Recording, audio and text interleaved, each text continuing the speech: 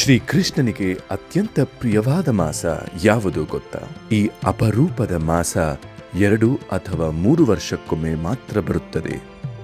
ಇದೇ ಪುರುಷೋತ್ತಮ ಮಾಸ.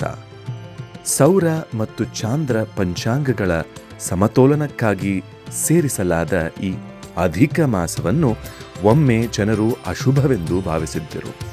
ಆ ಸಮಯದಲ್ಲಿ ಕರುಣಾಮಯನಾದ ಶ್ರೀಕೃಷ್ಣನು ಈ ಮಾಸಕ್ಕೆ ಆಶ್ರಯ ನೀಡಿ ಹೇಳಿದನು, ಇಂದಿನಿಂದ ನೀನು ನನ್ನದೇ ಮಾಸ, ಪುರುಷೋತ್ತಮ ಮಾಸ. ಅಂದಿನಿಂದ ಈ ಮಾಸವು ಶ್ರೀಕೃಷ್ಣನ ವಿಶೇಷ ಕೃಪೆ ಪಡೆಯುವ ಪವಿತ್ರ ಸಮಯವಾಯಿತು.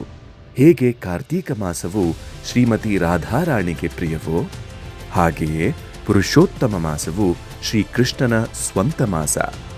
ಶಾಸ್ತ್ರಗಳು ಹೇಳುತ್ತವೆ, ಈ ಸಮಯದಲ್ಲಿ ಮಾಡುವ ಸಣ್ಣ ಸೇವೆಯು ಅಪಾರ ಆಶೀರ್ವಾದ ತರುತ್ತದೆ.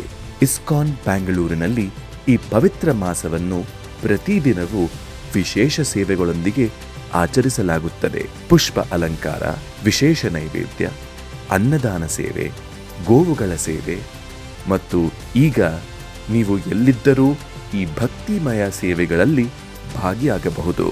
ಈ ಅಪರೂಪದ ಮಾಸದಲ್ಲಿ ಒಂದು ವಿಶೇಷ ಸೇವೆಯನ್ನು ಅರ್ಪಿಸಿ ನಿಮ್ಮ ಜೀವನದಲ್ಲಿ ಪುರುಷೋತ್ತಮನಾದ ಶ್ರೀಕೃಷ್ಣನ ಕೃಪೆಯನ್ನು ಆಹ್ವಾನಿಸಿ.